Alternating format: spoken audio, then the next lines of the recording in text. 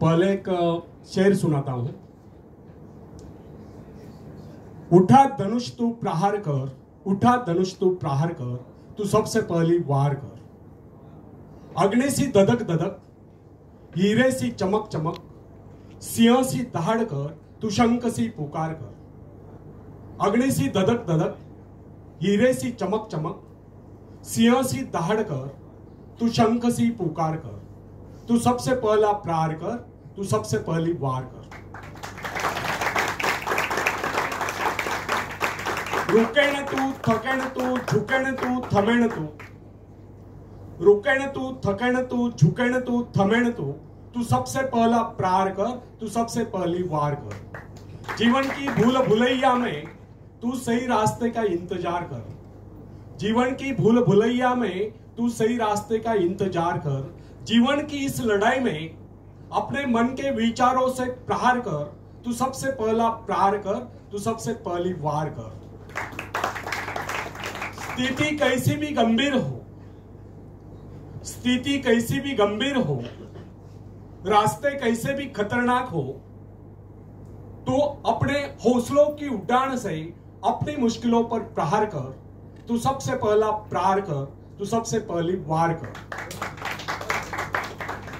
अपने आत्मविश्वास की ऊंचाइयों से अपने जीवन की सारी समस्याओं पर वार कर। तू सबसे पहला प्रहार कर, तू सबसे पहली वार कर।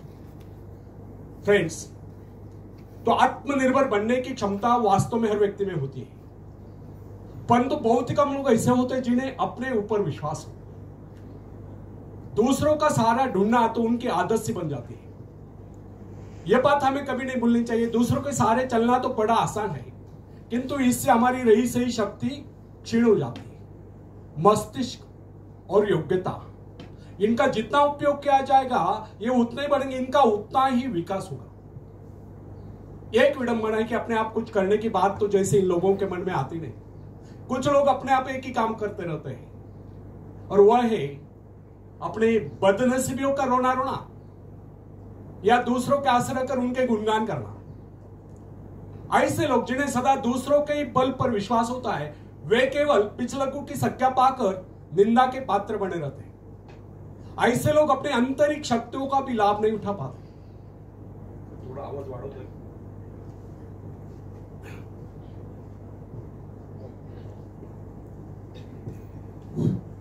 फ्रेंड्स,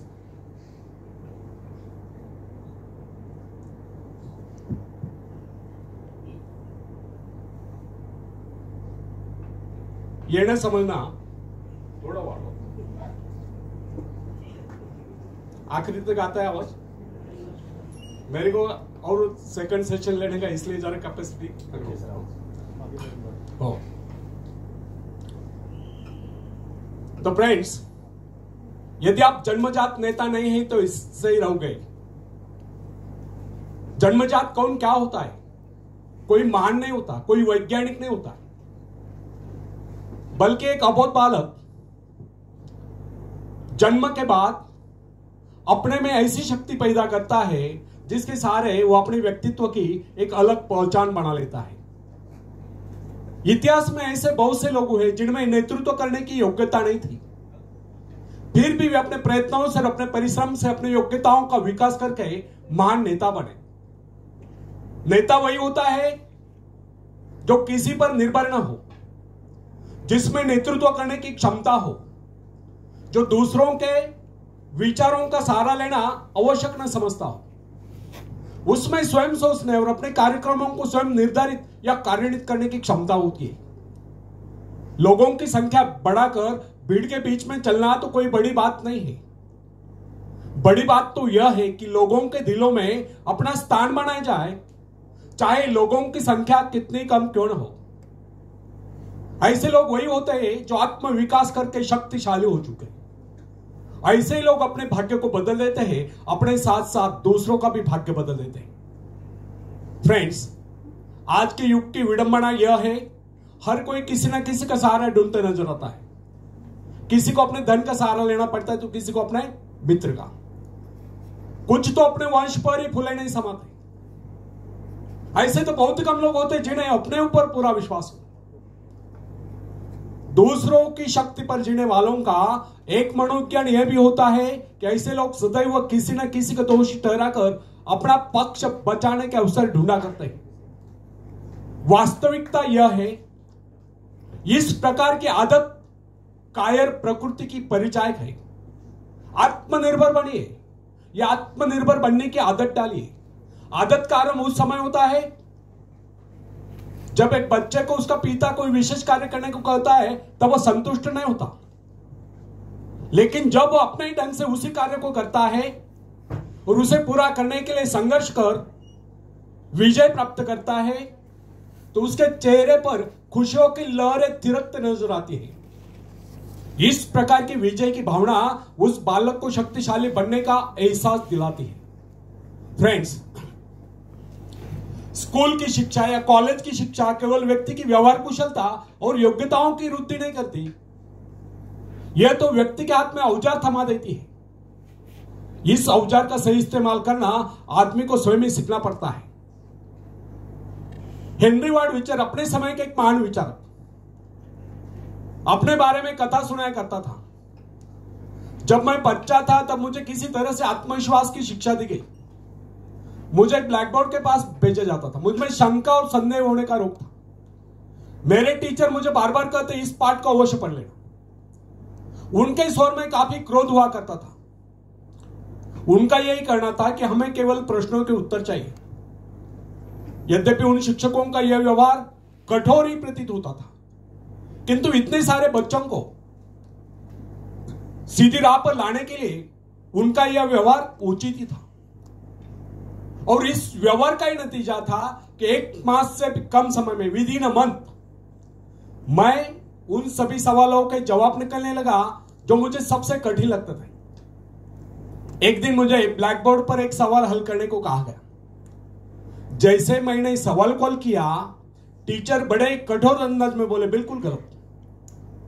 अब मेरे पश्चात उन्होंने किसी दूसरे छात्र को बुलाकर उसी सवाल कॉल करने को कहा। उसने उसी तरीके से सवाल कॉल किया जिस तरीके से मैंने किया था। मेरा उसका जवाब एक था। फिर टीचर उसकी पीठ थपथपाकर बोले, शाबाश, तू तो इस सवाल कॉल करने में सफल हो गया। अब मुझसे रहा ना गया, मैंने तुरंत ही खड़े होकर पूछा, टीचर, यदि इसका और मेरा जवाब एक है, सुलझाने का तरीका एक है, फिर आपने मुझे डांट कर गलत क्यों कहा था? तब टीचर बोले, यह बात तूने पहले क्यों नहीं कही जब मैंने तुझे गलत कहा था? फ्रेंड्स, केवल पाठ को याद करने से कोई मतलब नहीं। हमारे भीतर यह दृढ़ विश्वास होना चाहिए कि जो कुछ हमने याद किया उसे कोई काट नहीं सकता। इसे ही आत्मविश्वास कहते हैं। और जिनमें ही आत्मविश्वास होता है वही तर्क दे सकता है, वही बहस यानी कि चर्चा कर सकता है। लेकिन जिसे स्वयं अपने ऊपर ही विश्वास न हो, वह क्या तर्क करेगा? उसके तो अच्छे कार्यों को भी अगर हमने गलत कहा तो उसे यही समझ लेना होगा, हो सकता है वो गलत ही हो। फ्रेंड्स, मनुष्य को भ्रम होता है कि अकेले काम करने से अच्छा किसी दूसरों की सहायता लेकर काम करना होता है। लेकिन अपने ऊपर विश्वास करके पूरी लगन से अगर कार्य को किया जाए तो उसमें सफल होने की आशा दोगुनी हो जाती है। हर महत्वाकांक्षा का अर्थ होता है अपनी शक्तियों का परीक्षण करना, लेकिन दूसरों की नकल करने, दूसरों पर निर्भर रहने से व्यक्ति में दुर्बलता ही तो आती है। शक्ति तो हमारे स्वयं के मेहनत करने से आती है।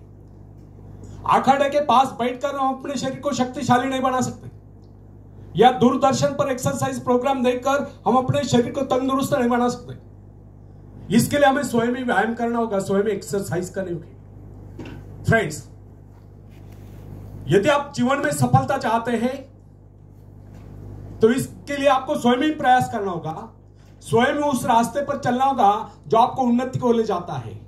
और वह रास्ता है आत्मविश्वास का। अपनी शक्ति को पहचान कर आप सफलता प्राप्त कर सकते हैं, या अपनी योग्यताओं को पहचान कर आप सफलता प्राप्त कर सकते हैं। मगर यदि आप यह सोचते हो कि संसार में कोई दूसरा व्यक्ति काम करे और सफलता हमें प्राप्त हो, तो ऐसे कैसे हो सकता? जो लोग बच्चों को इस प्रकार जीवन क्षेत्र में उतरना चाहते हैं कि वे बिना किसी संघर्ष के, बिना कोई कष्ट उठाए आगे बढ़े, तो वे उनकी राह में कांटे बिछाते हैं। संतान को ऐसा बनाना कि वह किसी भी प्रकार के संघर्ष का सामना करने में अयोग्य हो, तो इसका सीधा अर्थ यह हुआ कि वे लोग अपने संतान का भविष्य शुरू से बिगाड़ रहे। संतान को सुख और ऐश के झूले में झुलाने वाले मां बाप संतान के सबसे बड़े दुश्मन होते हैं। दूसरों की तो छोड़ो, वे उसे स्वयं को पहुंचाने की जहमत या स्वयं को पहुंचाने के कष्ट भी उठाने नहीं देते। बच्चों को भी समझना चाहिए, स्वर्ग जाने के इच्छुक को स्वयं ही मरना पड़ता है। स्वर्ग वही जाएगा जो मरेगा, दूसरा कोई नहीं जा सकता। इसी प्रकार जीवन का सच्चा आनंद वही पाएगा जो अपनी आत्मा की शक्ति को पहुंचानेगा।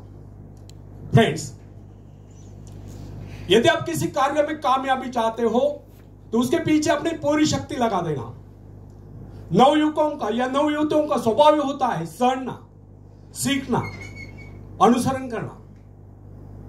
लेकिन अगर उनके अभिभावकों द्वारा या मां बाप के द्वारा बचपन से ही सारे इशारा देकर उन्हें जीवन संघर्ष के लिए हतोत्साहित किया गया हो, निराश किया गया हो, तो इसका परिणाम यह निकलता है कि वे अकेले चलना ही भूल जाते हैं। उनकी हालत बैसा के ऊपर चलने वाली हो जाती है। फिर तमाम उम्र में बिना किसी सहारे के चल ही नहीं पाते। इसलिए फ्रेंड्स, यदि जीवन में कुछ करना चाहते हो, कुछ बनना चाहते हो, तो अपनी सहायता स्वयं करें।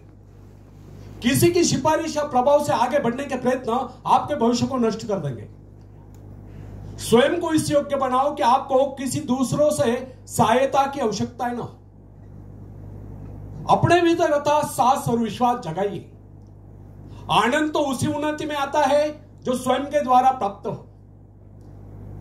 दूसरों के भरोसे, उनकी सहायता से आगे बढ़कर अपने को अपंग बनाने का क्या उपाय सकता है? इससे तो मनुष्य की अपनी सारी शक्तियां दम तोड़ देती है, अपनी बुद्धि कुंद हो जाती है। जो दूसरों की सहायता का मोहताज बना रहता है, जो अपना हाथ तक नहीं ला सकता, वह क्या कर सकता है? वह जीवन भर दूसरों का मोहताज बना रहेगा। ना उनमें आत्मविश्वास आता है, ना वे स्वयं के भरोसे आगे बढ़ पाते हैं। उनका तो भविष्य ही अंधकारमय होता है।